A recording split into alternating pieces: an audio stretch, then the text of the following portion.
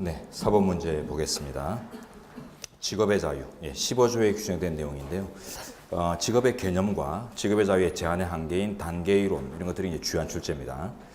1번이 이제 개념을 묻는 문제고 이제 그 예를 묻는 건데 판례가 확인하고 있는 부분입니다. 해설로 먼저 갈게요. 헌법 제15조의 직업의 자유의 보호 대상이 되는 직업은 생활의 기본적 수요를 충족시키기 위한 생활 직화죠. 생활 수단성, 계속적인 소득 활동을 의미한다. 계속 체크합니다. 계속성. 그 다음 그러한 내용의 활동이 인한 그 종류나 성질은 묻지 아니한다. 종류나 성질 체크하죠. 종류, 성질, 불문. 여기 이제 학계 다수설 견해하고 다른 부분입니다. 학계는 이 부분에다가 공공무해성 요건을 추가를 해요. 다수설은 공공무해성 요건을 추가하고 있지만 우리 현재는 공공무해성 요건을 요구하지 않아요. 그래서 성매매처벌법 합헌결정에서 성판매자의 어떤 성판매 행위는 그 자체 사회의 유해성과 무관하게 직업의 개념을 충족한다라고 해서 직업의 자유의 제한으로 접근을 하고 있거든요. 즉 공공무해성을 요건으로 하지 않는다는 게 일단 첫째 포인트고요. 그 다음에 자 이러한 직업의 개념 표현들은 개방적 성질을 지녀 엄격하게 해석할 필요는 없다. 엄격 체크 없다. 없는 바 체크. 개방성이 키워드입니다. 즉, 이 직업이라는 것들이 그냥 이제 생활의 수단으로서 채택하는 각종 업무를 얘기하기 때문에 이걸 뭐 당위법칙적으로 어떤 것들이 직업, 공공무해성 이런 것도 요구하지 않기 때문에 그래서 우리 현재 입장에서는 종류나 성질을 불문하기 때문에 개방성이 있다는 것입니다. 그러다 보니까 직업의 유형이라는 것들은 워낙 이렇게 늘려 있는 것이기 때문에 너무 엄격하게 접근할 필요가 없다는 것입니다. 그러다 보니 그 밑에 이제 계속성과 생활 수단성을 파악을 할 때도 정규직이냐, 전업이냐, 주업이냐 이런 걸 따지지 않습니다. 정규직, 주업, 전업 이런 것들을 따지지 않고 어느 정도의 계속성과 어느 정도의 생활, 생계 수단성만 있으면 다 직업의 보호가 된다라고 하기 때문에 뭐 방학이나 휴가 기간 동안에 잠시 하는 것들, 수습직으로 하는 것들 이런 것들도 다 보호된다고 봐요. 엄격하게 보지 않아요. 네, 그게 이제 1번인데 틀렸습니다. 그래서 이제 두 줄 보시면 휴학 중에 한다, 방학 중을 이용한다 이런 것들을 보호 대상에 속하지 않는다고 해서 틀렸고요. 듭니다. 자, 그다음 2번 지문요. 직업 수행의 자유는 직업 결정의 자유에 비해 상대적으로 침해 정도가 작다할 것이므로 이에 대해서는 지나가죠. 비교적 넓은 법률상의 규제가 가능해진다. 네, 이게 이제 단계이론을 서술하고 있는 부분입니다. 직업의 자유의 제한에 있어 단계이론 이런 것들도 직업 개념의 개방성과 연결됩니다. 직업 개념이 너무 열려 있다 보니까 그래서 뭐 직업을 어떤 행사를 규제하고 이런 법들이 문제되면 그 문제되는 이제 분쟁 사건도 그만큼 많아지겠죠. 그래서 직업 개념의 개방성으로 인해 분쟁 사안이 빈발합니다.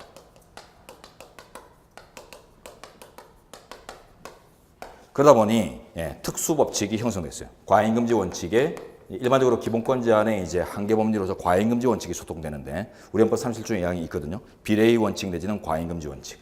이 과잉금지 원칙의 구체화 이론이 형성되고요.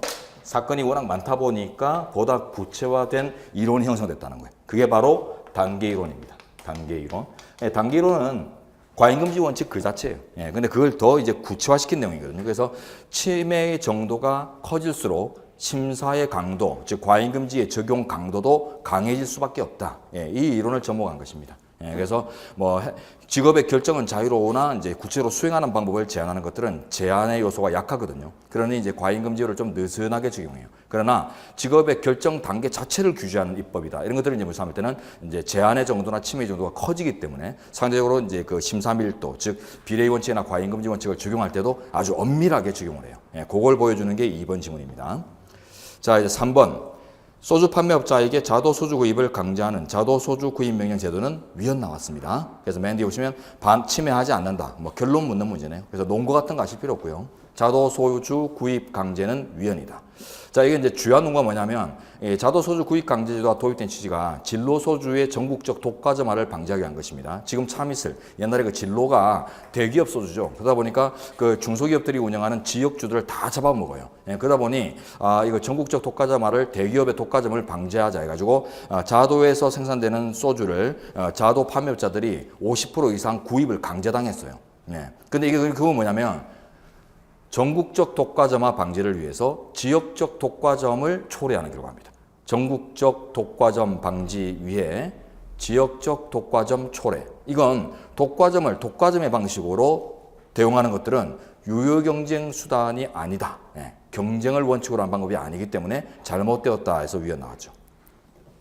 자, 다음 4번이 이제 청년고용할당제입니다. 청년고용할당법에 이제 규율 하는데, 두 줄에 이제 딱 인용부에 나오죠. 청년할당제. 여기 문제 제기부터 하셔야 돼요. 왜 문제가 될까? 왜 위헌 제기가 됐을까? 고용 영역에서 청년은요, 노년층이나 이런 이제 층들에 비하면은 고용 영역에서 우대 집단이에요. 그죠? 고용 영역에서만큼은 우대를 받는 집단이었다. 그런 우월한 처지에 있는 청년들에 대해서 그 기득권을 유지, 고착시키는 이런 결과가 아닌가 해서 문제가 됐던 거예요. 그래서 고용 영역에 우월한 처지에 있는 우대 집단. 그래서 이제 문제가 됐는데, 여기 이제 오른쪽 가보시면 해설요. 볼드 보세요. 상당한 예외를 두고 3년간 한시적으로 시행하는 바람에 과하지 않다. 그래서 이제 합헌으로 봤고, 최근에 이제 청년 실업 사태 이런 것들을 해소하는 이제 합리적인 대응으로 봤습니다. 상당한 예외를 두고 있다. 이게 이제 무슨 표현인가 하면 공공 분야에 한정시키고 있어요. 할당제를 사기업에 대한 강제하지 않고 공공 분야에 한정하고 있다. 이 표현이고, 한시적이다. 자, 이제 5번 문제로 갑니다. 공무담임권에 관한 설명인데요. 헌법 25조에 공무담임권이 명시되고 있습니다. 법률이 정하는 바에 의해 공무를 담임할 기회를 보장받는데요. 자, 요 관련 판례들입니다. 1번, 지자체의 장이 금고 이상형의 선고를 받고 형이 확정되지 아니한 상태에서 부단체장이 권한을 대행토록 한 지자법 조항은 위헌입니다. 일단 첫째 줄 중간에 형을 선고받고 체크하세요. 형을 선고받고, 그 뒤에 또 더 자세하게 나오죠. 확정되지 않은 상태에서 권한 대행이 가능하도록 했어요. 자, 형 선고가 이제 요건이란 말이죠. 권한 대행에. 이게 이제 문제가 뭐냐면, 일단 그 왼쪽 옆에 비교 표시, 관련되는 권한 대행 사유 중에 하나는 또 합헌이 나왔어요. 기소 구금 시 권한 대행 사유.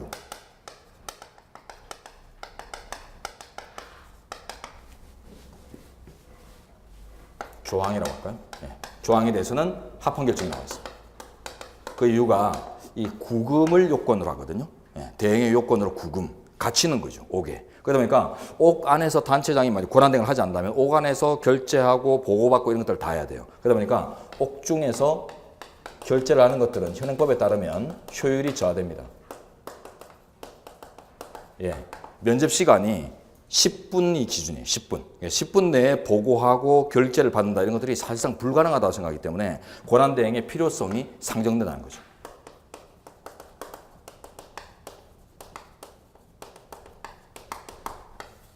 그래서 바로 합헌인데, 이제 요걸 비교해 보세요. 자, 요건 이제 다른 사유 조항인데요. 형을 선고받고 그 근처에 한번 써보세요. 구금을 요건으로 하지 않습니다. 형 선고, 구금 상태로 이런 게 없죠. 구금 X. 그 다음 또 두 번째, 형 확정을 요하지 않습니다. 형 확정 X. 자, 그러면 이제 20조 조상에 무죄 추정 원칙이 대입돼야 되는데, 우리 헌법 20조 조상하면 무죄 추정 원칙이 명시되고 있습니다. 요건은 어떻게 되냐면, 형사 피고인은 유죄의 판결이 확정될 때까지, 최종 확정될 때까지는 무죄로 추정된다고 되어 있거든요. 근데 지금 형이 확정된 걸 요구하지 않고 1심 선고만 받아도 권한 대행을 할 수 있도록 되어 있기 때문에, 얘는 결국 이제 어때요? 구금을 요구하나로 하지 않고 있다는 것과 합치면 어때요? 합리적인 대행의 사유가 없음에도 무죄 추정 원칙에 배치되는 내용을 담고 있죠. 결과적으로 다 합쳐서 보면 불합리한 무죄 추정 원칙 위반입니다. 그래서 이제 위헌 나왔고, 이거는 나중에 면밀히 공부하는 부분이에요. 자, 그 다음에 2번 5급 공채 응시 연령 상한. 요거 이제 위헌 나왔는데, 지금은 이제 이런 제한이 없지만 예전에 있을 때 위헌 나왔어요. 32세가 이제 위헌인데, 2번에 설로 갑니다. 자, 볼드 보세요. 6급 및 7급 공무원, 하급 공무원이죠. 하급 공무원의 공채 시험 응시 연령 상한이 이 당시 35세까지였어요. 그러다 보니까 5급은 32세보다 어린 사람이, 그 명령에 복종해야 될 하급자들은 더 나이가 많은 이런 이제 현상들이 나올 수 있다는 거죠. 왼쪽에 한번 써볼까요? 위계체계 혼선을 초래한다는 것입니다. 위계체계, 복종 명령체계, 혼선 초래. 그래서 그런 혼선을 초래할 위험이 있기 때문에 꼭 32세로 5급을 제한해야 될 이유가 합리적으로 없단 말이죠. 그러다 보니까 이게 불합리한 규정이다 해서 위헌이 나왔고. 자, 그 다음에 이제 3번으로 갑니다. 공무담임권의 이제 보호 내용이 두 가지입니다. 취임 보장 및 신분 보장이에요. 공직에 취임하고 취임을 통해서 이제 누리는 신분 이런 것들을 보장하는 두 가지 요소를 가집니다. 취임 보장과 신분 보장. 이게 이제 공무단권 내용이고 외워야 돼요. 근데 그리고 이제 여기에 포함되지 않는 것들이 또 판례 예들이 있어요. 대표적으로 포함되지 않는 것들, 승진 기대권 이런 거 인정하지 않습니다. 승진 기대권. 두 번째, 내가 원하는 곳에서 내가 원하는 보직을 받아서 자유롭게 공무를 행사할 기회 보장. 그걸 이제 공무 수행의 자유라고 표현했는데 그런 내용의 이른바 공무 수행의 자유 이런 것들을 인정하지 않습니다. 공무를 내 마음대로 자유롭게 수행하겠다. 법에 정해진 것과 상관없이. 네, 안 돼요. 인정하지 않고. 그 다음에, 어떤 충실한 공직 수행을 담보하기 위한 장치로서, 퇴직연금, 이런 연금 보장, 그 다음에 뭐 재해보상의 보장, 이런 것들이 이제 당연히 요구될 수 있는 권리가 있을 때 그것도 부정합니다. 그래서 충실한, 요런 것들이 있어야지 공무원들이 이런 후원이 있어야지만, 그 짜릿짠 월급으로도 충실한 직무를 수행할 것 아니냐. 그러니 공무담임권은 그것도 요구할 수 있다. 이런 식으로 주장했더니 우리 현재가 퇴직연금,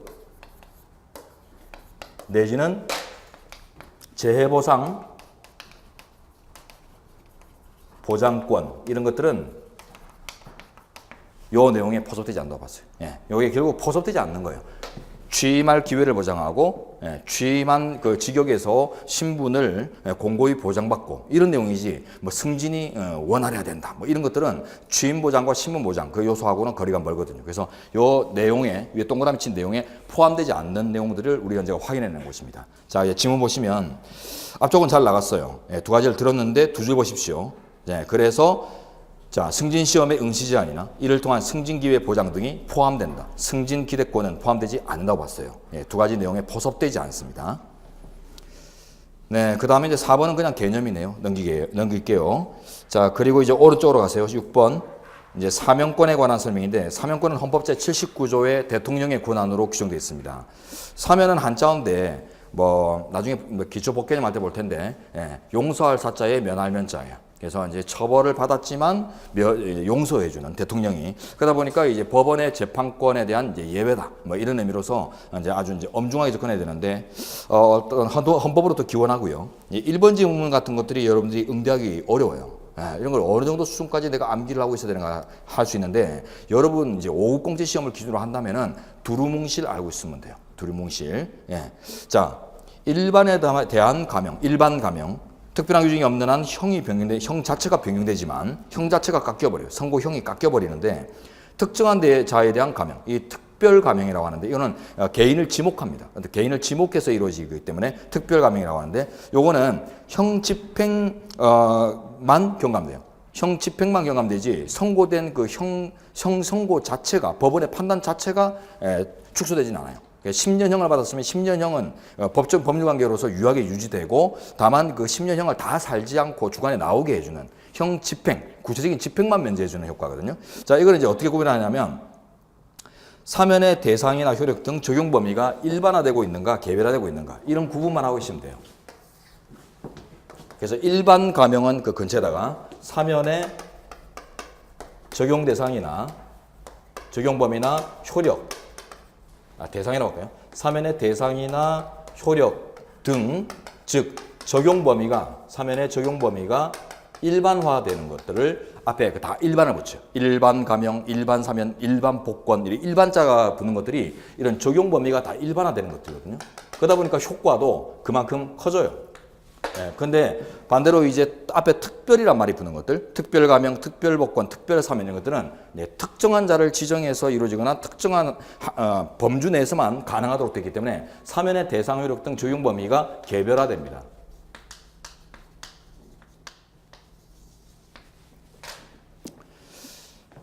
그래서 이제 앞에 일반이 붙는 유형과 뒤에 앞에 특별히 붙는 유형들을 그 적용 범위의 일반화와 개별화의 관점에서 본다면 그 효과도 일반적인 효과와 좀 개별적인 효과, 형 집행만 개별적으로 면제되는 거지 형 선고 자체가 일반적으로 축소된 건 아니다. 이런 식의 이제 감지를 하고 계시면 될 것 같아요. 나머지 사면 유형도 그렇게 구분해 보시고. 자, 그 다음에 2번. 일반 사면뿐만 아니라 특별 사면의 경우에도 국무회의 심의를 거쳐야 한다. 모든 사면이 국무회의 심의 대상입니다. 왜? 사면의 남용 가능성 때문에. 사면의 남용 가능성, 정치적 남용 가능성을 통제하는 장치입니다. 89조에 규정되어 있고요. 그 다음에 3번. 복권은 형의 집행이 끝나지 아니한 자 또는 집행이 면제되지 아니한 자, 좀 줄이면 형 집행을 완료하지 않은 자에 대해서는 하지 아니하도록 되어 있습니다. 사면법에. 이유는 복권의 실효성 확보책입니다. 복권의 실효성 확보. 이 복권이란 개념 자체가 어때요?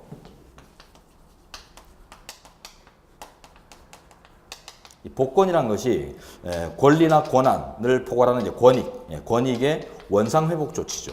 원상회복. 그래서 복권이라고 줄였잖아요. 자, 근데 이 권익 상태가 원 상태로 아무런 규제가 없던 원 상태로 돌아갔다라는 이제 의미 효과를 창출하기 위해서는 이런 형 집행이 아직 유지되고 있는 사람들, 그러면 이제 형 집행 관계 때문에 수반되는 당연히 부수되는 이런 제약들이 존재하기 때문에 원상태로 복귀했다 이런 의미들이 형성되기 힘들어요. 그렇기 때문에 형 집행이 이제 완료된 사람들을 대상으로 해서 각종 이제 결부된 효과들을 없애주는 것들이 복권이라는 개념의 실효성 확보와 연결되기 때문에 이런 조항이 존재합니다. 자, 이제 4번, 요거는 재출제 가능성이 없습니다. 넘길게요. 7번 문제로 가죠. 선거에 관한 설명인데, 24조의 선거권 조항, 41조나 67조의 국회의원과 대통령 선거를 할 때 이제 필요한 선거 원칙, 보통선거, 평등선거 이런 선거 원칙도 있고 114조부터 116조까지의 또 선거관리 체제, 선관위, 중앙선관위 규율 막 이런 것들이 다 기하게 존재해요. 그래서 헌법상의 제도인데, 자 1번 헌법 24조는 선거권 조항입니다.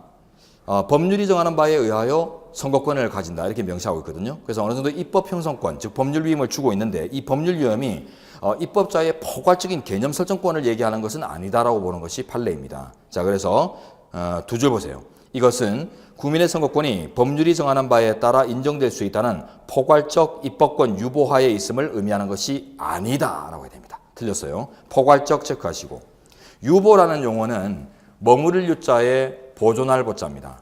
반대로 써도 같은 말이 돼요. 반대로 뒤집으면 이제 보류가 되거든요. 보류, 유보, 보류 같은 말인데 머물러 보존될 것, 즉 어떤 그 작용의 근거가 법률이나 어디에 머물러서 보존될 것, 이런 걸 표현할 때 주로 써요. 법률 유보라는 것이. 자, 근데 이게 포괄적인 법률 유보인가, 즉 포괄적으로 입법권에 맡긴 것인가 했을 때 그게 아니라는 것입니다. 왜? 선거권 개념은 헌법상의 개념이거든요. 헌법상의 인권, 기본권이기 때문에 그 개념의 어떤 설정은 이미 헌법에서부터 이루어지는 것이고 그 구체화, 구현을 위한 구체화가 입법자에게 위임되어 있을 뿐이지 포괄적인 개념 설정권마저도 입법자에게 주어져 있는, 완전히 미뤄져 있는 이런 체계가 아니라는 거예요.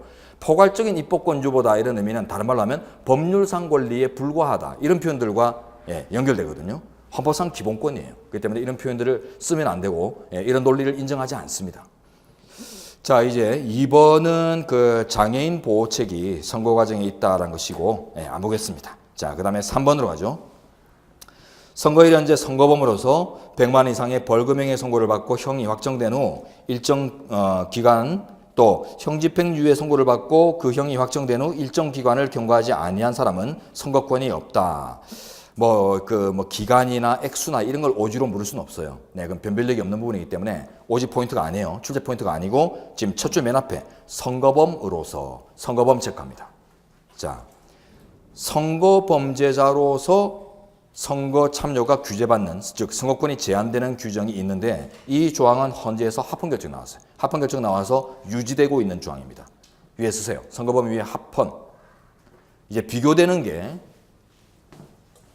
얼마 전에 위헌결정 나온 부분인데, 자, 비선거범에 대한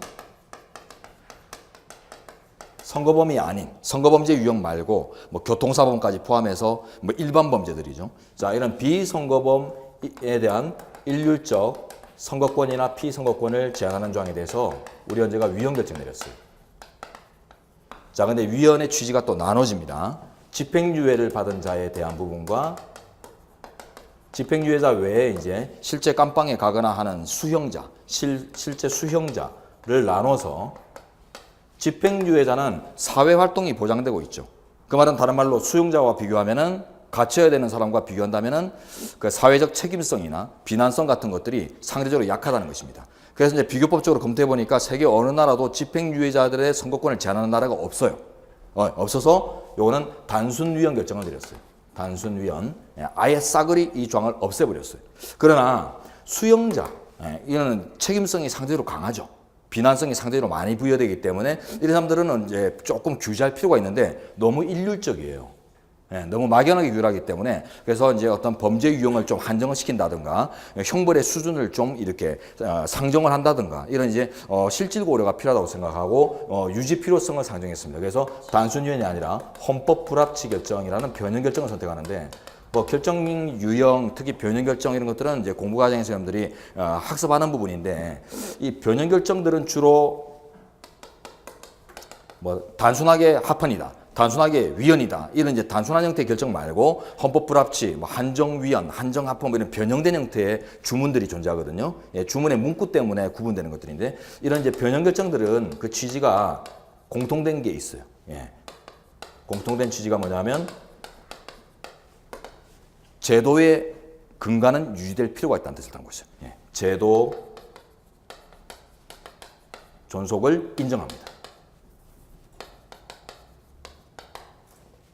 제도 존속 필요성이 나올까요? 제도 존속의 필요성을 고려한 것이에요. 그래서 이러한 제도 자체는 유지될 필요가 있는데 이 구성 내용으로는 안 되고 내용을 고쳐라. 이런 식의 이제 위헌성을 확인해 주는 내용들이거든요.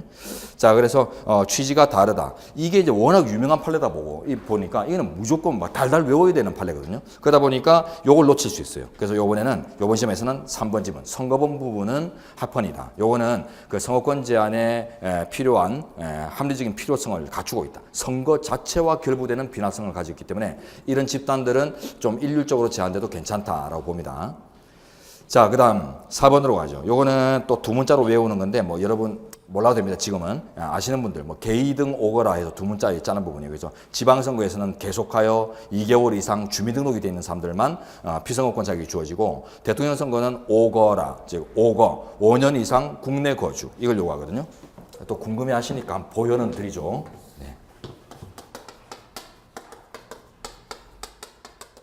요거는 이제 개의 등 뭐 성소수자 불문하고 국민 주권이 실천되는 지역이니 무조건 오거라, 다 참여해라, 이런 의미로 이제 기억을 하시는데 여기 이제 지방선거죠. 지방선거고 여기 이제 대통령 선거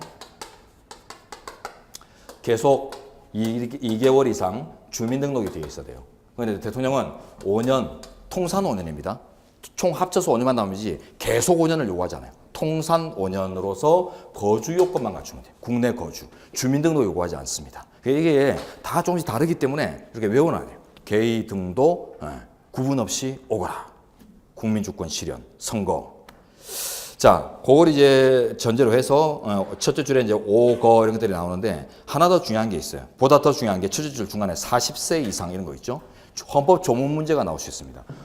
우리 헌법상 이 대통령 선거 67조 4항에 규정되고 있는데 대통령 피선거권 요건이 있어요. 요 두 개는 외워야 됩니다. 자, 일단 국회의원 선거권을 보유할 수 있어야 돼요. 국회의원 선거권은 이제 공직선거법에 정해지겠죠. 그래서 공직선거법에 뭐 연령, 만 몇 세 이상 뭐 이런 것도 있겠지만 그거는 이제 아니고 그 외에 뭐 그 전과 사실이 없을 것, 뭐 우리 국적자일 것 뭐 이런 게 있을 거 아니에요. 그런 이제 국회의원 선거법에서 정한 이제 선거권 요건을 갖추고 그 다음에 선거일 현재 만 40세 이상. 국회의원 선거권 만 40세 요 두 가지가 헌법사항입니다. 그래서 이게 단순한 법률사항인가 헌법사항인가 이런 것들을 조문 문제로 출제하는 것들이 아주 또 빈출이에요. 그것까지 대비하시고 섞여 있네요. 그죠? 자, 그 다음에 8번으로 갑니다. 국회의 권한에 관한 설명인데요. 국회의 권한은 헌법 제40조부터 65조까지 아주 뭐 치밀하게 규정이 되고 있는데 자, 1번 국회가 의원의 자격 유무를 심사해 자격이 없는 것으로 의결할 때는 이 자격 심사의 무자격 결정을 얘기합니다. 효과는 의원직 상실 효과인데 아직 뭐 쓰지 마시고요. 국회의 신분 자율권 사항으로서 아주 중요한 내용인데 국회의 신분을 자율적으로 통제하는 국회의 권한, 국회의 이제 신분 자율권이라고 하는데 국회의원 신분에 관한 자율 통제권, 그게 이제 우리 헌법에서는 대표적으로 이제 징계와 자격심사제도 두 가지가 있어요. 징계제도와 자격심사제도. 징계는 의미가 의무위반성의 통제입니다. 국회의원으로서의 각종 의무를 위반했을 때 그걸 이제 자율적으로 통제하는 이런 장치고, 뭐 경고, 출석, 경고, 사과, 출석, 정지, 그다음 제명까지 있어요. 제명. 그다음에 자격심사는 적격성 판단이에요. 적격성 통제 장치. 그래서 의원이 될 수 있는 피선거권 자격이 없는 자가 의원이 되었는가, 당연퇴직 사유를 범했는가, 막 이런 거에서 적합한 자격 요소를 갖고 있는지를 판단하는 내용이어서 사유가 좀 다른데, 사유를 구체적으로 묻는 문제는 나오기 어려워요. 그래서 이런 이제 의미구만 해놓으시고, 이 징계에서 이제 가장 강력한 게 이제 제명이 있습니다. 제명이라는 가장 강력한 이제 수위들까지 갖고 있는데, 이 자격심사에서 이제 무자격 결정과 징계에서의 이제 제명 결정, 제명 의결, 이런 것들이 떨어지면 공이 의원직 상실 효과, 의원직을 박탈당합니다. 그렇기 때문에 정족수가 아주 가중되어 있어요. 정족수가 공이 재적 의원의 3분의 2 이상의 찬성이라는 가중 정족수가 구축되고 있습니다. 그걸 묻고 있네요. 재적 3분의 2 이상의 찬성이 있어야 한다. 의원직을 박탈하기 때문에 아주 엄중해요. 자, 이제 2번. 요게 좀 어려운 문제입니다. 국정조사위원회는 의결로서 국회 폐회 중에도 활동할 수 있고, 조사와 관련한 보고 또는 서류의 제출을 요구하거나 조사를 위한 증인 출석을 요구할 때 의장을 격려할 필요가 없습니다. 안 해도 됩니다. 틀렸고. 해설로 가보죠. 이번에 이제 조문인데, 자, 첫 줄. 의결로서 국회 폐회 중에도 조사 활동을 할 수 있다. 폐회 중 체크하죠. 폐회 중 조사. 가능합니다. 왜 가능하겠을까요? 조사의 실효성 확보치기. 국정조사 실효성. 그래서 회기가 다 됐다라고 해가지고 조사를 못한다, 이런 것들이 국정의 어떤 심의 이런 과정에 방해가 될 수 있기 때문에 필요하면 할 수 있도록 해놨다면, 그러다 보니까 보세요. 폐회가 됐으면은 이제 의장이 회의를 주재하고 진행하지 않죠. 그러다 보니까 이때도 의장의 허가를 받아라, 회기 중인 것처럼 그렇게 해버리면 불합리한 요소가 또 발견돼요. 결국 이제 조사의 실효성 확보를 위해서 폐회 중 조사를 인정했기 때문에 마지막 줄 보시면 의장을 격려하지 아니할 수 있다. 아니할, 이런 데 체크해놓죠. 이게 전체적으로 보면 국정조사의 실효성 관점에서 규율되고 있는 것입니다. 첫 줄, 마지막 줄이 다 같은 맥락이에요. 의장 찾아가가지고 막 격려하고 이런 이제 그 절차적 단계를 무시하는 것들이, 배제하는 것들이 폐회 중이기 때문에 오히려 실효적이다 생각한 것입니다. 자, 이제 3번 문제로 가죠. 국채를 모집하거나, 국채란 말은 이제 국가의 빚이죠. 국가가 채무를 이제 설정하거나 예산 외에 국가 부담이 될 계약을 체결할 때는 정부는 미리 국회 의결을 얻어야 한다. 미리 체크합니다. 요것만 아시면 돼요. 사전 동의 받아야 됩니다. 사전 동의. 사후 승인이 아니라 사전 동의다. 미리. 복수 불가분이라는 어려운 한자가 있죠. 복수 불가분. 안 쓰셔도 돼요. 뭔가 하면 엎지른 물은 다시 쓸어 담을 수 없다. 빚을 지고서 깰게요. 이런 것들이 쉽지 않기 때문에 미리 받아요. 미리 동의를 받아요. 그래서 이 앞에 이제 내용들이 보면 국가의 재정 침해의 위험이 있는 거예요. 국가 재정 침해의 위험 소지가 있기 때문에, 그래서 이런 것들은 사전 동의를 당연히 요구할 수밖에 없어요. 자, 그리고 이제 4번이 60조 1항과 2항에 가면 이제 국회 동의권 조항이 있는데요. 국회 통제권의 설정인데, 각종 이제 중요한 조약을 체결한다든가, 뭐 선전포고나 강화, 뭐 외국 군대의 주류나 우리 군대의 파견 등 전쟁과 결부된 이런 것들이 이제 문제되는 사안일 때 다 국회 동의권에 부여되어 있는데, 두 문자로는 그 제국동맹 우주전쟁 돌입 이렇게 해서 이제 외워두는 분야입니다. 요걸 다 지금 짚어드리기는 무리예요. 요번 특강의 취지하고 반하기 때문에 요것만 써드릴게요. 60조 1항과 2항에 가면 국회 동의권, 국회 동의를 반드시 받아야 되는 대통령의 이제 행위가 있는데, 자, 그걸 합치면 제국동맹 우주전쟁 돌입. 스타워즈 두 문자. 기억하시는데 연습은 하셔야 돼요. 지금 빨리 할게요. 그 중대한 재정부당, 중요한 국제조직의 가입, 각종 동맹관계, 혈맹관계를 설정하는 거, 뭐 이런 거, 우리 해설에는 첫째 줄에 상호 원조 안전보장 이런 것들입니다. 아이고, 괜히 또 다 하고 있네요. 그리고 여기서 이제 빠져나온 건데, 원래 이제 요 안에 있는 건데, 말을 만들기 위해서 빼놓은 게 우호 통상 항해 조약. 첫째 줄 뒤에. 요게 이제 한미 FTA 협정 이런 것들이죠. 우호 통상 이런 것들은 뭐 이제 단속적인 무역 관계를 유일한 게 아니라 포괄적인 그 우호 관계를 설정하는 의미들이 담겨져 있어요. 네, 그 다음에 주권의 제약에 관한 조약, 그 다음에 각종 전쟁과 결부되는 것, 선전포고, 강화, 외국 군대 주류, 우리 군대 파견, 이런 것들이 다 동의를 받게 돼 있거든요. 네, 그래서 이런 것들을 이제 외우고 계시면은 편안하게 접근한 것들입니다. 자, 이제 9번으로 가죠. 범죄 피해자 구조 청구권. 예, 요거 출제가 희소한 편이에요. 일반적으로 출제되지 않는데, 예, 2018년도에 지방직 7급에서 출제가 됐어요. 그러다 보니 그거를 이제 본받은 것 같은, 영향을 받는 것 같은 이런 색채인데, 다음 시험에 나올 가능성은 아주 떨어집니다. 범죄 피해자 구조 청구권. 헌법 30조 내용인데요. 자, 이제 1번. 외국인이 구조 피해자이거나 유족인 경우에는 해당 국가에 상호 보증이 있는 경우에 한해서만 범죄 피해 구조 청구권을 행사할 수 있다. 상호 보증 체크하죠.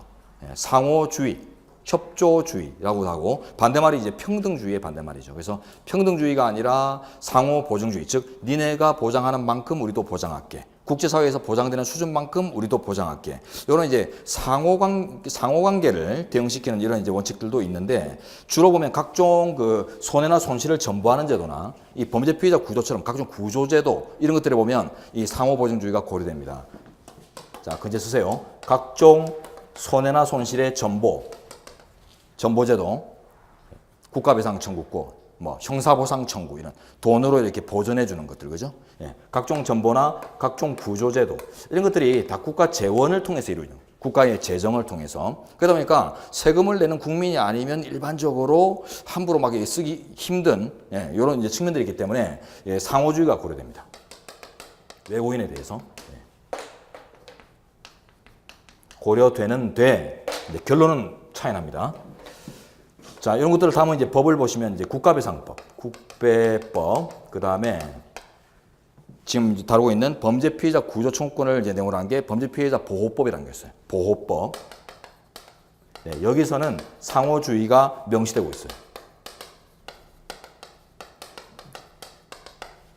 그냥 무작정 보호하지 않습니다. 내국민하고 똑같이 보호하지 않아요. 네, 근데 형사보상 청구권을 규율하는 보상법에 가면 형사보상법에 가면 자, 요건 헷갈릴 수 있을까요? 형보법이라고 할게요. 형사보상법에 가면 상호주의가 없어요. 규정되고 있지 않습니다. 그래서 학자들이 여기에는 제한 없이 누린다. 내국민과 마찬가지로 누린다라고 해설하는데 그 이유가 요건을 보면 형사보상 청구권 요건은 억울한 구금에 대한 보상이거든요. 그래서 억울하게 죄 없이 구금을 당했다. 이런 것들이 이제 인도주의적 관점들 이런 것들이 이제 고려되다 보니까 인도주의적 차원에서 담지 않았다라고 이해합니다. 그래서 이제 외국인도 제한 없이 누린다라고 이해를 하고 그걸 물어본 거예요. 이것도 이제 공부할 때 이미 정리가 되는 부분들이고요. 그 다음 2번으로 갑니다. 범죄 피해자 구조 청구권은 생명신체에 대한 피해를 입은 경우에 적용되는 것은 물론이고 재산상 피해를 입은 경우에도 적용된다. 틀렸습니다. 재산 피해는 적용 대상이 아니고요. 우리가 범죄 피해자 구조 청구권을 이제 레이아웃을 세워서 외우죠. 다 레이아웃 세워서 다 외웁니다. 그 요건들을 외워야 돼요. 공무원의 직무비에 대한 사용자 책임, 억울한 구금에 대한 인도적 보상 이렇게 다 외우는데 이제 오늘은 이제 구조 청구권, 범죄 피해 구조 청구권은 이제 어떤 요건 레이아웃을 가냐면 억울한 인신 피해의 사회적 구조다. 이런 의미를 가지고 있어요. 사회적 구조. 이게 다 이제 요건이에요. 인신 피해에 한정됩니다. 그래서 재산 피해는 요건이 아니에요. 그게 지문이죠. 오지. 그 다음에 억울해야 돼요. 그래서 본인에게 어느 자책성, 유책성이 있다 하면은 지급이 제한될 수 있는 소급 요건이 설정돼요. 그 다음에 사회적인 구조다. 이게 중요한데 사회국가 원리, 즉 사회국가적인 보충성 원리가 적용돼요. 그러다 보니까 이게 상호주의 규정하고도 이제 맥락을 같이 하고 각종 이제 그 제약적 요소들이 있거든요. 그런 것들을 이제 파악해야 되는데 3번으로 가보겠습니다. 3번. 구조 대상 범죄 피해는 대한민국 영역 안에서 또는 대한민국 영역 밖에서 행해진 범죄로 인한 피해를 말한다. 틀렸습니다. 앞쪽은 맞는데 또는 다음이 틀렸어요. 대한민국 밖의 모든 범죄가 아니라 한정돼 있어요. 억울한 인신피해의 사회적 구조이기 때문에 사회국가적 보충성 원리가 구현되고 있다고 맥을 잡아내셔도 되는데 한정적입니다. 3번 해설로 가보세요. 자, 대한민국 영역 안에서 또는 대한민국의 영역 밖에 있는 그 다음 보세요. 대한민국의 국적 선박이나 국적 항공기 안에서 행해진 범죄만 한정적입니다. 요걸 그 또는 다음의 내용을 우리 외교원생들은 잘 아실 것 같은데 기국주의라고 해요. 기국주의. 예. 속지주의가 적용되고 있는 결과입니다. 결과적으로 전부 속지주의를 반영하고 있어요. 속인주의, 속지주의 이런 거 구분하실 거예요. 그래서 뭐 소속된 사람을 기준으로 해서 적용하는 법규범을 적용하는 어떤 원칙과 그 영역을 기준으로 해서 적용하는 원칙 이런 것들이 다 다기한데 지금 우리 법에서는 속지주의를 적용하고 있다는 것입니다.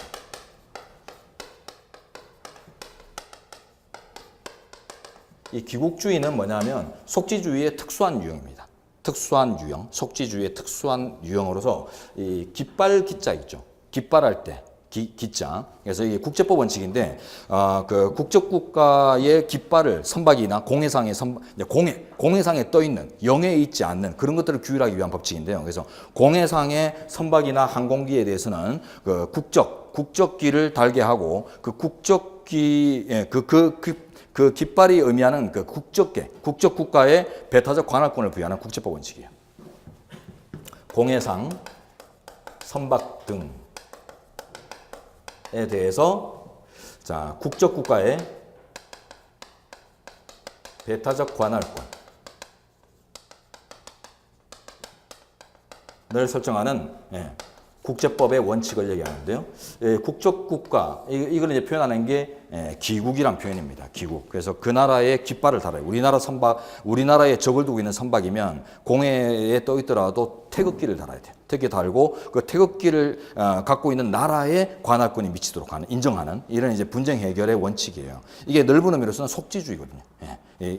영역의 일부로 보는 거예요. 자, 그다음 4번으로 갑니다. 범죄 피해자 구조금의 지급 신청은 해당 구조 대상 범죄 피해 발생할 안날부터 3년, 이튿날부터 10년인데 제출제 가능성이 없어 보입니다. 그래서 분석하지 마시고 자, 이제 10번으로 갑니다.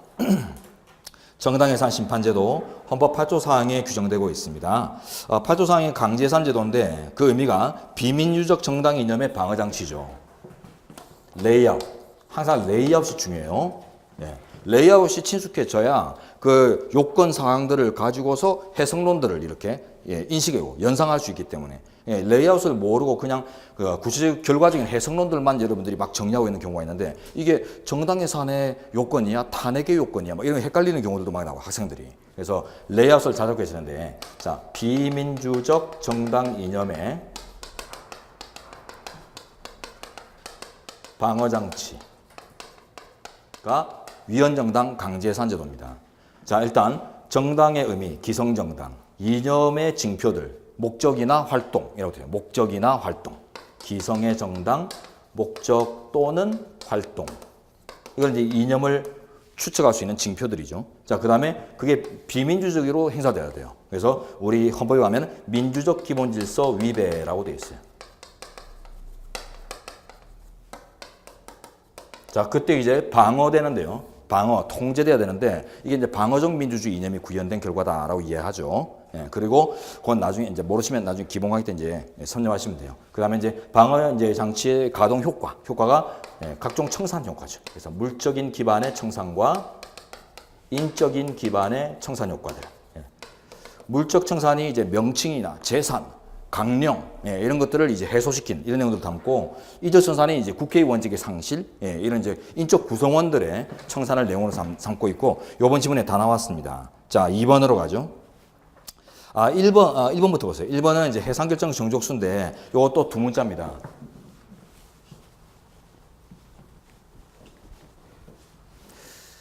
자, 일반적으로 어떤 여러 명의 구성원이 이제 합의를 통해서 결론을 도출하는 어떤 기구들, 요걸 이제 합의체라고 해요.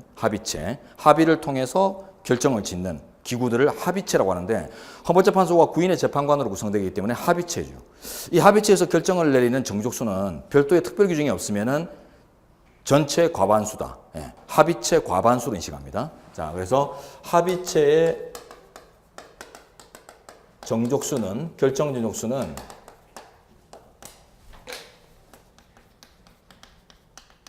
일반적으로 합의체 과반수예요. 별도의 규정 없으면.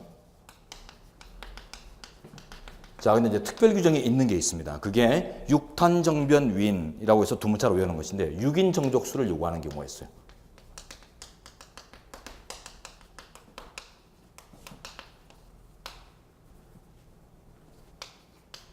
해설에 다 있으니까 두 문자만 쓸게요. 6탄 정변 위인인데 6인의 가중정족수입니다. 9인 전원이 참여했다 생각하면 6이면 3분의 2 과반을 넘죠. 다 현상 변경을 초래하는 결정 유형들입니다. 현상 변경을 초래하는 결정 유형들이기 때문에 신중성 요청이 고려됩니다. 신중성 요청이 고려되었다. 현상을 단순히 확인하고 유지하는 결정이 아니라 변경시키는 현 상태와 배치되는 이런 것들을 이제 결정하는 것이기 때문에 탄핵 결정, 파면이죠. 나가라. 정당 해산시키는 거고 정당을 유지시키는 게 아니죠. 또 판례 변경, 판례를 뒤집어요. 위헌 결정, 법제도가 없어집니다. 인용 결정은 위헌 결정의 취지와 똑같아요. 그래서 그 공권력 작용이 위헌 무효화되기 때문에 다 현상을 변경시키는 효과를 가지기 때문에 신중하게 판단할 필요가 있다고 생각한 거죠. 이때 이제 조심할 게 판례 변경은 헌재법에서 추가된 것이고 헌법의 규정은 아니다. 이때 인용 결정은 권한쟁의 심판의 인용 결정은 포함되지 않는다. 권한쟁의의 속성이 포괄적 확인 소송이기 때문에 현상 변경을 초래하는 의미로 이해하지 않는다. 이런 것들이 이제 논리적으로 가미돼야 됩니다. 지금은 이제 6탄 정변 위인을 그냥 한번 되새기는 걸로 끝내도록 하고요. 자, 그래서 정당 해산은 6인입니다. 과반수가 아니라 6인의 찬성을 요한다. 자, 그 다음 2번. 정당 해산 결정이 선고되면 대체 정당의 결정이 금지되지만 동일한 당명을 사용하는 것은 가능하다. 틀렸고요. 요거는 좀 외워야 돼요. 유사 강령 및 동일 명칭 금지인데 여기서 볼게요. 물적 청사는 두 가지입니다. 강령이나 명칭. 유사 강령. 강령은 유사해도 금지됩니다. 문구만 살짝 바꾸는 공산주의 이념 추구. 안 되겠죠, 그죠? 그러니까 유사해도 안 되게 되고, 그 다음에 명칭은 같은 명칭만 금지돼요. 유사 명칭은 허용됩니다. 통합진보당 해산됐다고 해서 통합이란 용어, 진보란 용어를 영구적으로 못 쓴다 이러면 안 돼요. 그 용어 자체가 진보라는 용어 자체가 잘못된 건 아니기 때문에 통합진보당을 징표할 수 있는, 징표해낼 수 있는, 추정할 수 있는 그런 실체적인 요소만 없애겠다는 뜻이거든요. 그래서 요거는 명칭은 동일한 것만 금지되고 강령은 유사해도 금지됩니다. 잘 배워야 돼요. 그 다음에 이제 자녀재산 처분이죠. 남은 재산이 있으면 이거는 그 정당의 자유 처분을 인정하지 않아요. 무조건 국고 기소예요. 자녀재산 무조건 국고 기소. 당헌에 따르는 절차를 인정하지 않습니다. 이유는요. 이미 그 당헌 자체가 위헌으로 평가받았기 때문에 그에 따른 어떤 보장을 인정하는 것들이 맥이 안 맞죠. 그래서 이미 그 당 정책이나 당의 규정 자체를 포괄적으로 위헌 판단했기 때문에 국고로 바로 공익으로 귀속시키는 게 맞습니다. 자, 인적 청산이 좀 이따 볼 건데 요게 이제 그 다음 지문이에요. 국회의원직 상실. 국회의원직은 선출 방식을 불문하고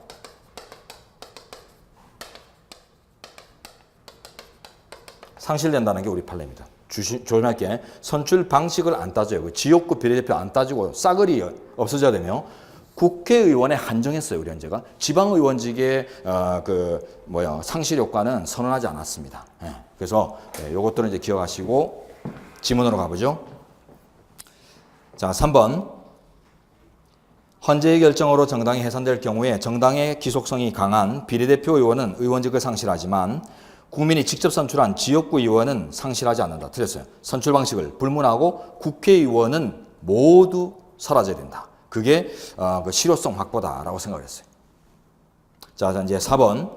정부가 정당 해산 심판을 제소하기 위해서는 요게 이제 통일당 해산 사건에서 하나의 절차적인 어떤 정당성 문제였는데 박근혜 대통령, 박통이 해외 순방을 많이 다녔죠. 그러니까 이 통진당 그 해산서가 이제 그 해산제출 심판 청구서 제출안이 국무회의에서 다루질 시점에 해외 순방 중이었어요. 그러다 보니까 황교안 총리, 황 총리가 직무대행을 하면서 국무회의를 진행했고 그 국무회의에서 지금 이 제출안이 의결됐거든요. 이게 지금 해외 순방이 권한대행이 적법한 권리나 사고 사유에 해당하느냐 그게 중요한데 권리는 아니죠.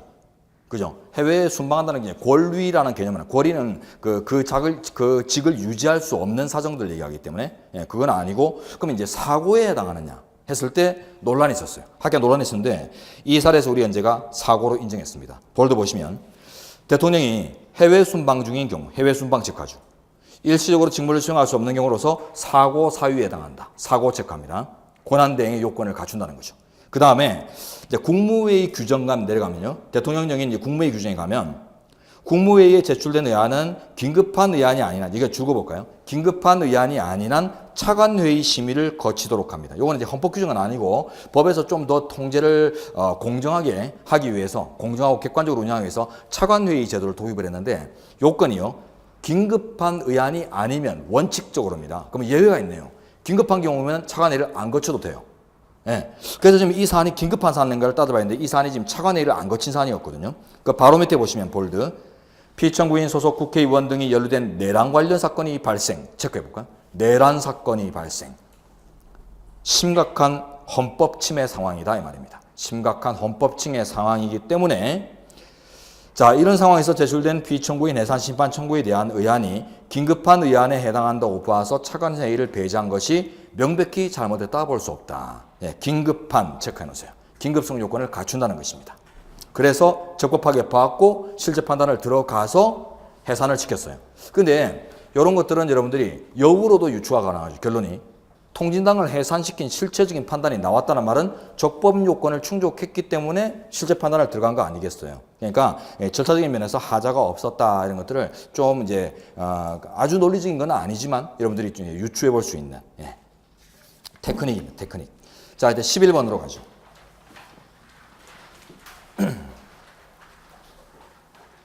자, 1번 헌법조항 문제입니다. 국회의원 수는 헌법에 규정되어 있지 않고요. 법률로 위임되어 있습니다.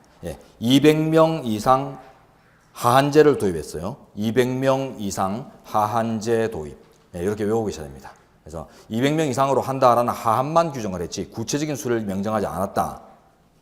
다음 2번으로 갑니다. 국회의원은 국회에서 직무상 행한 발언 표결에 관해 국회 내에서 책임을 지지 않는다. 내에서가 틀렸어요. 면책특권 조항인데 국회 외에서 책임을 지지 않는다라고 되는데 이것도 레이아웃을 외우고 계셔야 돼요. 국무외면 이런 두 문자 레이아웃을 알고 계셔야 되거든요. 국무외면 국회에서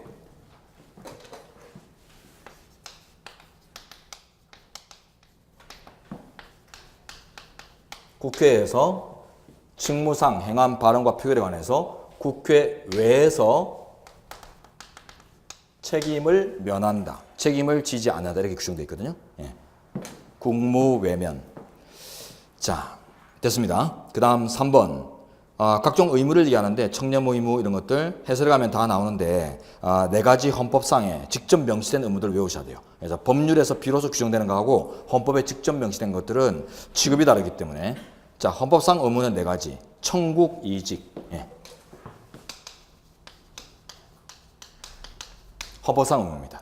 청렴 의무, 국익 우선 의무, 이권 불개입 내지는 지위 남용 금지 의무. 해설에 다 있으니까요. 자, 이권 불개입 내지 지위 남용 금지 의무. 그다음에 겸직 금지 의무. 겸직 금지할 때 직. 네. 그래서 우리나라 국회의원이 청나라로 이직한다는 건 말도 안 돼. 뭐 이런 식으로 이제 좀 기억을 해 보죠. 청국 이직은 안 돼. 헌법상 안 돼. 이런 식으로. 자, 그다음 4번. 국회 정규회는 법률이 정하는 바에 의해 매년 1회 집회되며 암기해야 됩니다.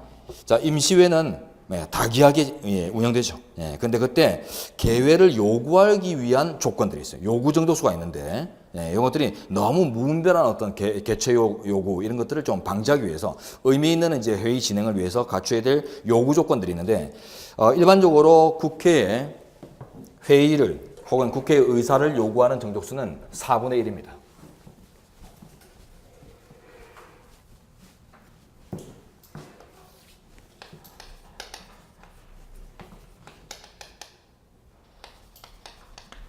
일반적으로 보편적으로 4분의 1 이상의 요구를 달고 있거든요. 그래서 회의를 열어주세요. 누군가가 신청했다고 해서 무조건 열어야 되는 게 아니라 의미 있는 수로서 신청되었을 때만 의미 있는 회의 진행도 가능하겠다 해서 그 조건을 수정하고 있는데 주로 4분의 1이에요. 그러니까 지금 지문은 5분의 1로 틀렸어요. 4분의 1.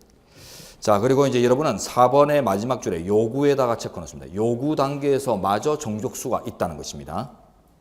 그다음 정족수가 이제 의사 정족수라는 거예요. 실제 개최하는 과정에서 요구되는 정족수로서 의사 정족수가 있고 그다음 이제 정수 개념이 의결 정족수예요. 그래서 개회 요구 정족수, 즉 요구 정족수, 그다음 개의 정족수 내지는 의사 정족수, 그다음 의결 정족수. 요 세 가지를 나눠서 잘 숙지해야 됩니다.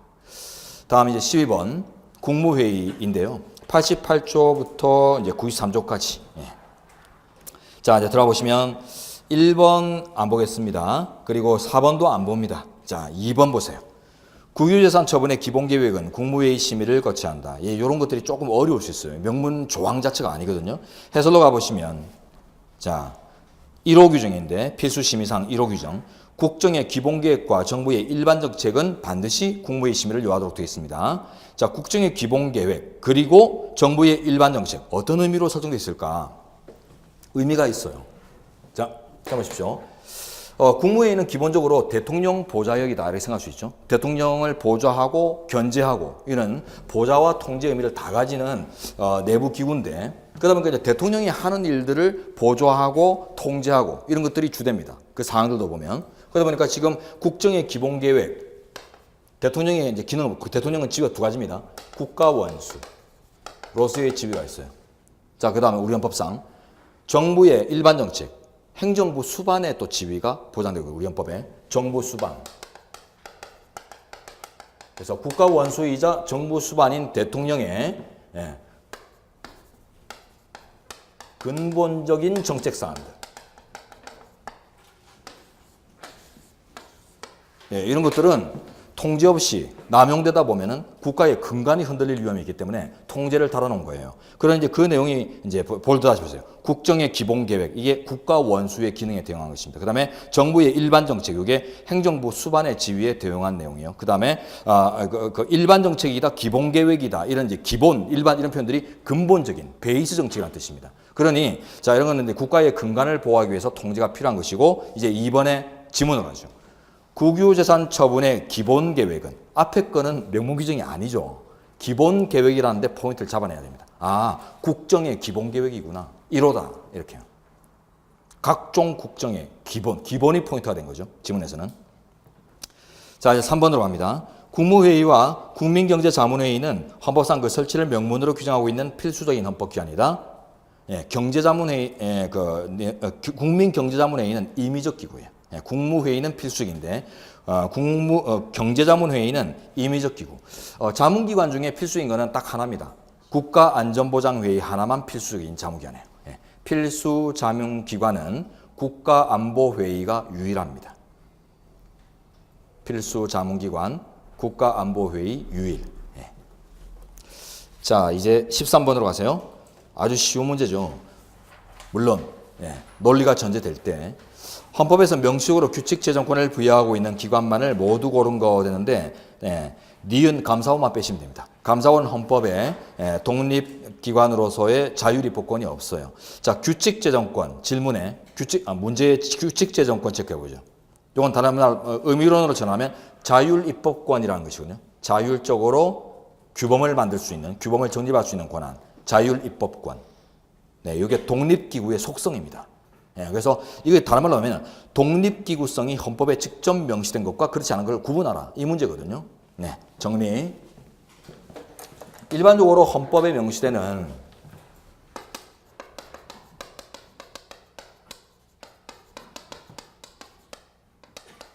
일반적으로 자율입법권이 함께 명시돼요. 규칙재정권, 대법원 규칙재정권 이런 것들이죠. 이런 것들이 국회 규칙재정권 이런 것들이 일반적으로 함께 명시되거든요.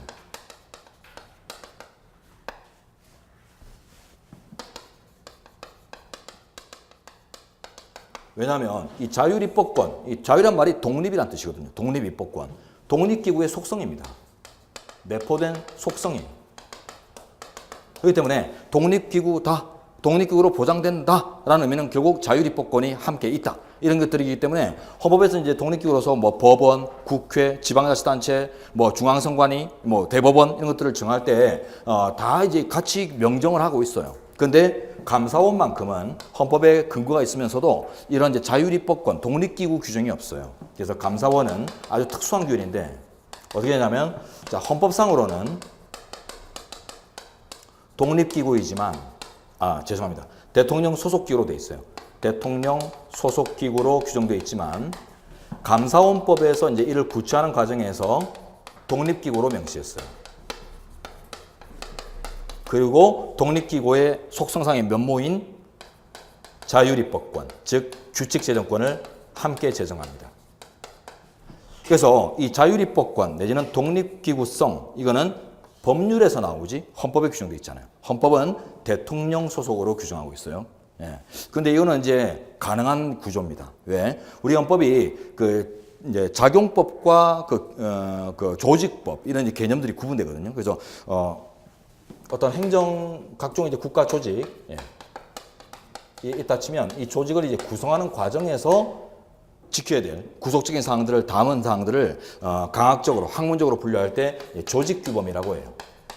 조직 과정의 규범. 예. 그다음에 이제 이렇게 조직된 실제 조직이 실제로 활동하고 기능하는 과정을 구속하는 내용들, 뭐 이런 것들을 담았다고 하면 이걸 작용규범 내지는 이제 기능규범 이런 식으로 표현하거든요. 이게 이제 학문적인 분류예요. 그러다 보니까 이 개념들이 구분이 충분히 가능하단 말이에요. 어떤 법규범도 관련 법규범, 어떤 조직에 관련된 법이 있더라도 의미론적으로 나눌 수가 있는데 헌법이 대통령 소속으로 두었다. 이 말은 대통령의 하부기관이다 이런 뜻이 아니라는 거예요. 왜? 감사원에 미국이 감사원 제도의 이제 효시거든요. 미국이. 예, 그러다 보니까 미국형 감사원 제도의 효시나 그 제도 취지를 볼 때 감사원은 대통령 행정부를 통제하는 기구로서 이제 의미가 있기 때문에 이 통제성을 살리기 위해서는 독립기구로 봐야 된다는 거죠. 예, 그러니까 헌법에 대통령 소속으로 한다라는 규정은 주소만 마련했다. 조직규범적인 규율만 두었지 구체적으로 이제 작용하는 과정의 규율은 헌법이 두지 않았다고 생각해요. 그러니 그거는 입법 형성권의 범주 속에 있는 것이고 결국 입법자는 독립기구를 반영했다. 예, 제도적 취지를 그대로 구현했다라고 이제 이해를 합니다. 그럼 이제 결과적으로 이렇게 외워지셔야 되고 결과적으로 그러면 헌법에서 명시적으로 자율입법권이 부여되지 않은 것은 감사원밖에 없네요. 니은에. 자, 이제 14번으로 갑니다. 개인정보 보호에 관한 이제 내용인데 우리 17조에 사생활의 비밀과 자유가 있고요. 우리 또 10조 이제 인간존엄과 같이 이런 이제 조항으로부터 인격권이라는 권리를 도출하고 있는데, 자, 지금 요거 제일 중요한 게 우리 10조와 17조를 기반으로 해서 개인정보 자기결정권이라는 기본권을 우리 현재가 또 인정하거든요. 개인정보 자기결정권, 자결권. 예. 그래서 이 개인정보 자기결정권의 보호를 위한 이제 입법이 개인정보보호법인데요. 예, 그 관련 내용들을 묻고 있습니다. 제출제 가능한 것들 위주로 보겠습니다. 첫째, 개인정보란 문제 출제가 좀 약간 무식해요. 개인정보보호법상의 개인정보란 이런 식으로 나와야 정확한 거거든요. 예, 이게 뭐 개인정보 자기결정권에 관한 내용인지 아닌지 이런 것들이 헌법상 개인정보 자기결정권 내용에는 이런 내용들이 없어요. 이런 요소가 없고 개인정보보호법에 가면 그 조항에서 이제 취급 대상을 한정하고 있는데 문제가 조금 정밀하지 못합니다. 자, 쳐져봅니다. 어쨌든 개인정보보호법상 개인정보란 살아있는 개인에 한정하고 있어요. 살아있는 체크합니다. 오지로 나올 수 있습니다. 자, 다음 출제 포인트 두 줄 괄호 보세요. 해당 정보만으로는 단독으로는 특정 개인을 인식할 수 없더라도 다른 정보와 아주 쉽게 결합해서 인식 가능성이 있는 정보들도 규제 대상 내지 보호의 대상이 돼요. 보호 대상. 결합하여 체크하세요. 결합하여 인식 가능성이 있는 것도 보호가 된다. 자, 다음 2번, 3번 이런 것들은 법의 내용들입니다. 다 이제 권리 보장하고 있어요. 그래서 몰라도 되고 4번으로 갔어요. 이제 판례죠. 최신 판례. 국민건강보험공단이 피의자의 급여일자와 요양기간병에 관한 정보를 수사기관에 제공하는 것은 당해 정보가 개인의 건강에 관한 것이긴 하나 개인의 건강 상태에 관한 막연하고 추상적인 정보에 불과해서 땡. 보호의 필요성이 높지 않을 뿐만 아니라 땡. 높습니다. 검거 목적에 필요한 최소한의 정보를 제공한 것으로서 땡. 최소 범위를 넘었어요. 그래서 침해한다는 게 판례입니다. 다 들렸는데 자, 해설로 가면 자세한 판례가 나오죠. 자, 이 사건은 국민건보공단이 서울 용산경찰서장에게 형법상 위력 업무방해죄가 있는데요. 업무방해의 한 유형입니다. 위력 행사를 통해서 업무방해한 자들의 수사 과정에 정보를 제공하다가 문제가 된 사례예요. 그래서 국민건보공단이 용산경찰서장 줄일게요. 예, 경찰서장에게 형법상 업무방해죄, 즉 위력 업무방해죄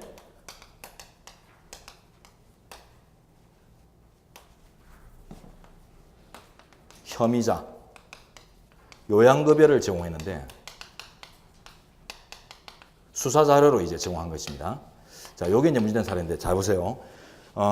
쉽게 얘기하면 위력 업무방해죄 파업입니다. 파업 주모자들, 파업 주주자들을 이제 절차 안 거치고 했다 해가지고는 이제 수사선상에 올랐는데 이 사람들이 잠적했거든요. 그러다 보니까 이 사람들을 이제 추적하기 위해서 요양급여를 제공해달라 아주 이제 보냈는데 이 요양급여가 보면 어떤 병원에서 어떤 진료를 받았다 이런 것들이 기록되잖아요. 그러다 보니까 지금 어제 저녁에 이 사람이 모 병원에서 진료받았다 이러면 그 사람의 위치가 추적될 수 있어요. 그러니까 주요한 수사 자료로 맞는데 이게 문제는 2년 내지 3년치 를 제공을 했거든요. 요게 이제 너무 과해요. 그래서 수사상 딱 필요한 범주를 넘는 너무 포괄적인 정보를 제공함으로써 결국 이 사람이 아주 민감한 정보인 질병 정보를 추론할 수 있는 막 이런 2, 3년을 합치면 이거 미친놈이네. 정신병원을 이렇게 많이 다녀? 이게 나올 수 있잖아요. 그렇기 때문에 이런 막대한 정보의 어떤 제공은 필연적으로 개인정보 침해다. 과도하다. 이렇게 평가됐어요. 자, 내려가시면 이제 체크할 게 있습니다. 볼드 보세요. 요양급여 정보 체크합니다. 요양급여 정보는 개인정보 자율권에 보호되는 개인정보이다. 개인정보 체크합니다. 개인에 관한 일체의 정보를 보호하죠. 자, 그리고 또 그 밑에 여기서 제공된 2년 내지 3년 동안의 요양급여 내역은 요양급여 내역 체크합니다. 아래 민감정보에도 해당합니다. 민감정보 체크. 보호가 강화됩니다. 민감정보와 기초정보로 우리 현재가 정보의 보호 정도를 나누거든요. 그래서 사회생활에서 가장 기초적인 정보들, 성명, 주소, 뭐 이름, 전화번호 뭐 이런 것들은 보호 정도를 약화시켜요. 그러나 뭐 질병명이나 이런 것들은 보호 정도를 강화시키는데 그런 것들을 민감정보라고 합니다. 법에서도 개인정보보호법에서도 민감정보는 기초정보보다 더 보호를 강화하고 있어요. 그래서 이런 이제 논리적 결과들이 뭐예요? 결국은 자칫하면 위헌 나온다는 거예요. 자칫하면 민감정보에 해당하기 때문에. 내려가 보니까 아래 볼드 보세요. 민감정보를 제공함에 있어서 위와 같은 요건에 해당하는지 여부를 엄격하게 판단해요. 피해를 최소화시켜야 된다. 엄격 체크, 최소 체크. 민감정보이기 때문에 기초정보라면 이런 표현들이 안 나옵니다. 근데 따져보니 아래 볼드 보세요. 서울경찰서장에게 제공된 2년 내지 3년 동안의 요양급여 2년 또는 3년 체크해보세요. 너무 막대한 정보예요. 그렇기 때문에 수사상 필요한 정도를 넘는 과도한 양의 제공이 있었기 때문에 과잉금지 위반이다. 15번으로 갑니다. 자, 대한민국 국민이 되는 조건에 관한 설명인데요. 2조 1항에 가면 헌법에 대한민국 국민이 되는 조건은 법률로 정한다라고 해서 국적 법정주의와 단행법주의를 명시하고 있습니다. 그래서 만들어진 법이 국적은 법률로 정한다. 그래서 만들어진 법이 국적법이죠. 그래서 국적법의 내용을 묻는데 아주 기초적인 조문이지만 그 관계는 상당히 복잡해요. 여러분들이 이제 딱 패키지를 안 그리는 복잡한데 이거 개관을 먼저 할게요. 우리 국적법은 요거하고 쉬도록 하죠.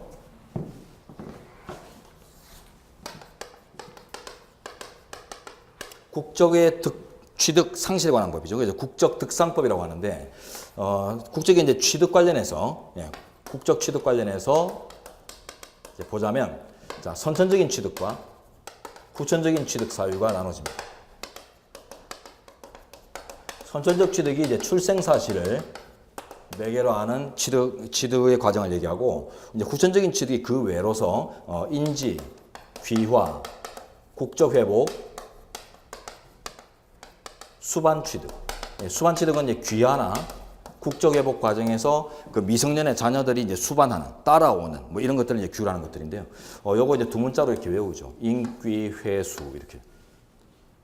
꺼진 인기를 되찾는다. 뭐 이런 것들. 이런 식으로. 요거 지문에 나왔잖아요. 자, 이게 이제 선천취득이 이제 출생이에요. 출생이 자, 두 가지로 결됩니다. 원칙적으로 혈통주의, 속인주의. 그래서 속인주의를 원칙으로 하면서 이렇게 할까요? 속인주의 원칙.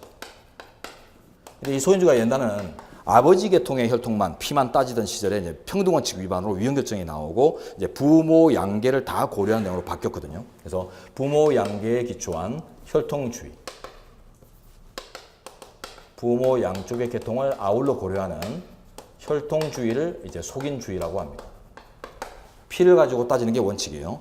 자, 근데 예외적으로 속지주의를 가미하고 있어요. 속지주의가 이제 다른 말로 하면 출생지주의를 얘기합니다. 그리고 이 출생지주의 규정의 관련 규정 중에 이제 시험에 나온 게 뭐냐면 이제 출생지 추정 조항이 있거든요.